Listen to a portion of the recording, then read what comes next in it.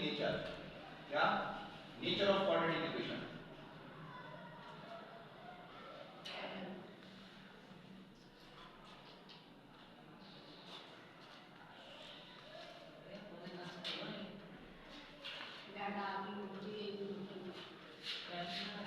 Nature of quadratic equation. अब ये quadratic equation की नेचर जो है ना चार टाइप्स में, ठीक है ना। एक होता है डिस्क्रिमिनेंट,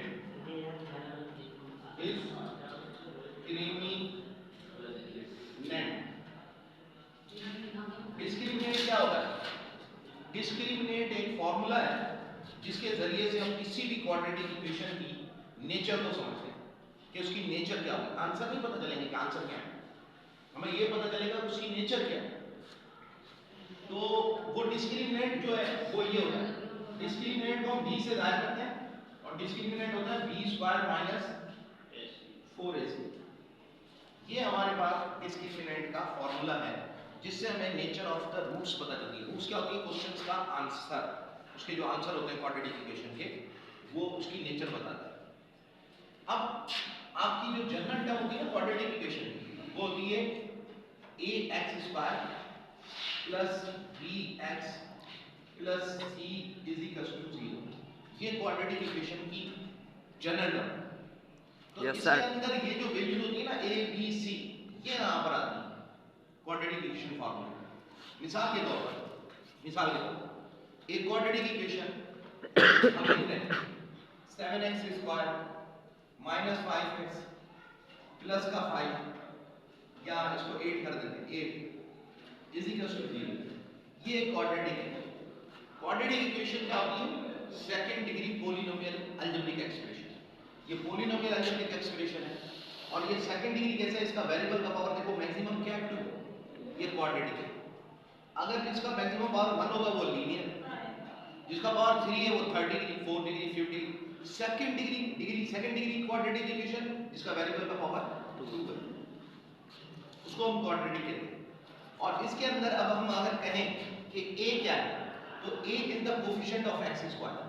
ये x स्क्वायर इसका कोफिशिएंट देखो, ये है ना a, तो ये a यहां पर है 7। a की वैल्यू क्या है? 7। और b की वैल्यू देखो x का कोफिशिएंट, तो x का कोफिशिएंट क्या है? -5। और c की वैल्यू क्या होगी इस क्वाड्रेटिक में? ये वाली कांस्टेंट टर्म यानी 8। ये हमारे पास a b c आ गए। इनको हम अगर इस डिस्क्रिमिनेंट के फॉर्मूले में पुट करवाएंगे तो इस क्वाड्रेटिक इक्वेशन की हमें नेचर पता चलेगी। नेचर कैसे पता चलेगी? क्वाड्रेटिक इक्वेशंस की नेचर 4 टाइप्स है। कितनी टाइप्स है? 4। पहली हम लिखेंगे nature of the quadratic equation. क्या है? Yes sir. क्वाड्रेटिक इक्वेशन की नेचर लिखेंगे हम, नेचर ऑफ क्वाड्रेटिक। ठीक है, ये हेडिंग दे रहे हो, इसके बाद इसकी नेचर लिखेंगे। नंबर 1, अगर डिस्क्रिमिनेंट इक्वल टू 0 है, ये पहली कंडीशन है। 4 कंडीशन नेचर को जानने की। Yes sir. अगर discriminant is equal to 0, discriminant ये वाला, इसकी वैल्यू हमारे पास आ जाए 0 के बराबर। अगर 0 के बराबर आ गई तो हम कहेंगे नेचर ऑफ द रूट्स क्या होगी? हम लिखेंगे nature of the roots, nature of the roots of the roots of the roots क्या होंगी? Real and equal.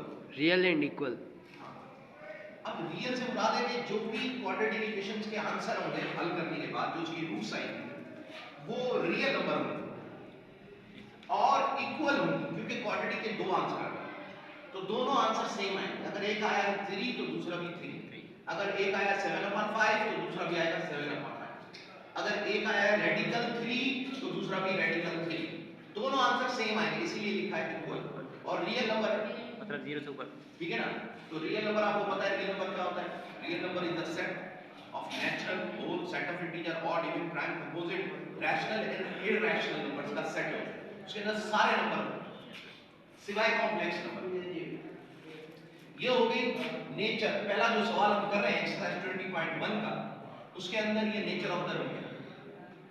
तो दूसरा हमने दूसरी नेचर है कि अगर डिस्क्रिमिनेंट लेस देन जीरो है, क्या होता है जीरो से कम, यानी -1 -3 -8 कुछ भी जीरो से कम हो गए डिस्क्रिमिनेंट का आंसर, तो हम कहेंगे कि उस क्वाड्रेटिक की नेचर क्या होगी, तो हम लिखेंगे nature of the roots, nature of the roots, roots means उस क्वाड्रेटिक के आंसर क्या होंगे, ठीक है ना, वो होगा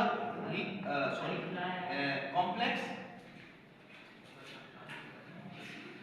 ठीक है ना, कॉम्प्लेक्स और इमेजिनरी, यानी आयोटा के अंदर उसका आंसर आएगा, ठीक है, कॉम्प्लेक्स और इमेजिनरी एंड अनइक्वल,